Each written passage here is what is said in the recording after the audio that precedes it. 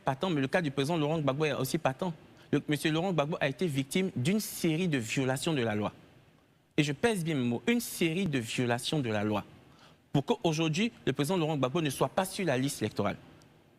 Est-ce que les Ivoiriens prennent conscience de cette situation? En Côte d'Ivoire, il y a un test qui vous dit que pour poursuivre un ancien chef d'État, il faut que l'Assemblée nationale donne une autorisation. Et le test précise que cette autorisation doit être rendue publique. Donc, vous avez le procureur de la République de l'époque qui a servi une citation au président Laurent Gbagbo. Et je suis bien placé pour en parler parce que je suis le seul Ivoirien qui a reçu la citation du président Laurent Gbagbo. Elle est là. C'est bien marqué, c'est moi qui l'ai réceptionnée. Je l'ai reçue le 6 novembre pour une audience pénale contre M. Laurent Gbagbo le 21 novembre. Est-ce qu'on peut lire les conclusions? C'est la citation, les informations sont dans le domaine public. Hein. Le débat est fini depuis longtemps, on ne refait pas le débat. Bien sûr. Ce que je dis, c'est que déjà même, on le convoque dans 2 semaines. Mais l'ironie du sort, c'est qu'avant d'engager une telle procédure, il devait être marqué sur la citation, sur autorisation de l'Assemblée nationale obtenue en date du temps, publiée en date du temps. Parce que c'est la loi qui le dit. C'est le statut des anciens chefs d'État qui le dit. Je l'ai avec moi.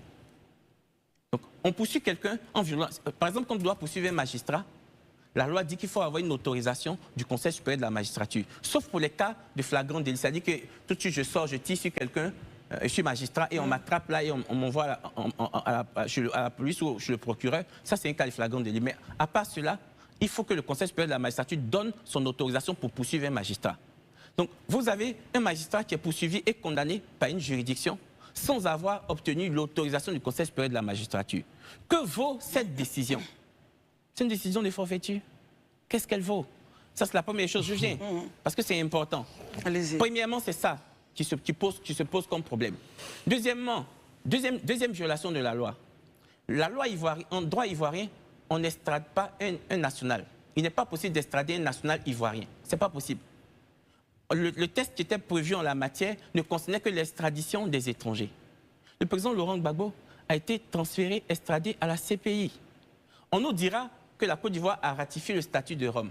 Mais signer le statut de Rome implique qu'on doit modifier les dispositions internes pour pouvoir désormais prévoir qu'on peut extrader un national ivoirien. Ça n'existait pas.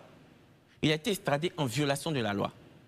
Ça, c'est la deuxième des choses. Troisième des choses, quand on convoque le président Laurent Gbagbo à une audience pénale, à mon cabinet, à moi, Mohamed Dadji Rodrigue, ça me pose un problème. Pourquoi? Parce qu'en matière pénale, la matière pénale est la seule matière en droit judiciaire où c'est la personne poursuivie qui doit recevoir sa convocation.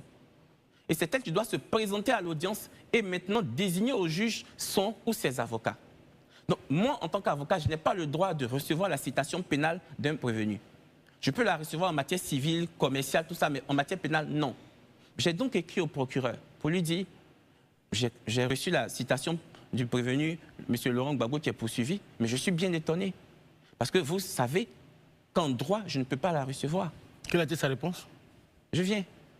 Je ne peux pas la recevoir. Je lui ai fait un courrier au procureur de la République de l'époque et au président du tribunal. Je ne peux pas la recevoir. Mieux, vous avez transféré à la CPI M. Laurent Gbagbo qui y est toujours. Donc, vous savez où il se trouve puisque c'est vous qui l'y avez envoyé. Donc, si vous tenez tant à poursuivre M. Laurent Gbagbo dans une procédure pénale, je parle bien du braquage de la BCAO en griffe parce qu'il n'y a jamais eu de braquage de la BCAO, vous devez aller lui remettre sa citation correctionnelle à la CPI. Quelle a été sa réponse?